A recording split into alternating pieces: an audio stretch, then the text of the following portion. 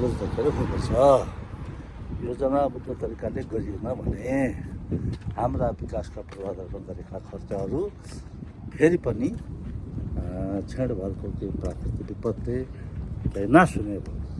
त्यसैले त्यस्ता किसिमको प्राकृतिक विपदहरूलाई झेल्न सक्ने योजनाबद्ध तरिकाले जस्तोसुकै सरकार आओस्, जुनसुकै पार्टीको सरकार आओस्, तर योजनाबद्ध ढङ्गले काम हुनु पर्यो र त्यो योजना अनुसारै काम हुनु पर्यो। एउटा सरकारबाट अर्को सरकार फेर्ने बित्तिकै योजना फेर्ने, विकासको चाहिँ मोडल फेर्ने गर्नु भएन।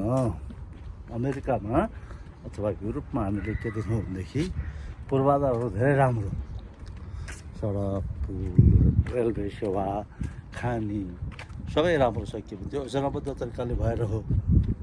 त्यसैले अब आउँदो नेपालको सरकार युवा पुस्ताहरूले चाहिँ पहिला हाम्रो देशलाई कसरी बनाउने भन्ने विषयमा एउटा योजना बनाउनु पर्यो राष्ट्रिय स्तरको, र त्यो योजनामा चाहिँ सबैले चाहिँ सहमत गर्नु पर्यो र 5-5 वर्षमा हुने निर्वाचनपछि बदलिने सरकारले त्यो योजनाबाट बाहिर जानु हुँदैन। त्यसरी हामी अगाडि बढ्नुपर्छ भन्ने मलाई लागेको छ।